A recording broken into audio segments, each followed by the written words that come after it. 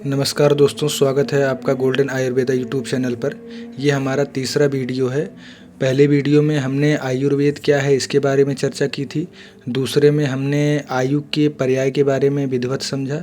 ये तीसरा वीडियो है। आज हम इसमें चर्चा करेंगे आयु के प्रमाण और अप्रमाण के बारे में। तो आचार्य चरक ने सूत्र स्थान के अर्थे 10 महामूलीय अध्याय में आयु के प्रमाण और अप्रमाण का वर्णन निम्न शब्दों में किया है। तो चलिए शुरू करते हैं। अर्थ अर्थात इंद्रियों के अपने अपने विषय।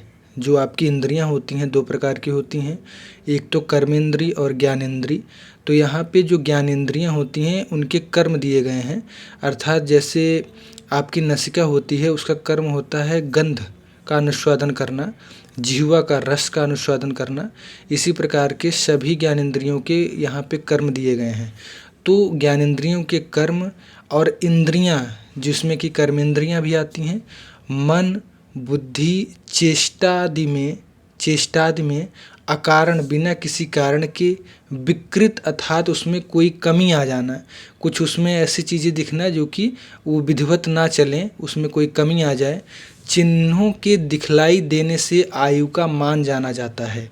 अर्थात इंद्रियां, मन बुद्धि चेष्टा आदि में किसी भी प्रकार की कमी दिखलाई देने पर हम मनुष्य की, या एक तरीके से हम ये कहेंगे कि आचार्य मनुष्यों की आयु का प्रमाण की गणना करते थे कि अब मनुष्य की आयु कितने वर्ष, कितने माह, कितने क्षण और 1 वर्ष 2 वर्ष कितना रहेगा। आचार्य इससे अपना अनुमान लगाते थे।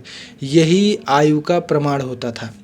ठीक है। तो कहने का मतलब क्या हुआ कि आपकी जो इंद्रियां होती हैं, बुद्धि होती है, चेष्टा होती है, मन होता है, जब इसमें किसी अकारण विकृत के लक्षण दिखाई देने लगते हैं तो इससे आयु के प्रमाण का गणना किया जाता है कि कोई मनुष्य मृत्यु को 6 माह, 1 वर्ष, 10 वर्ष, एक पक्ष कितने दिनों में मृत्यु को प्राप्त होगा, इसकी गणना की जाती थी। यही आयु का प्रमाण है।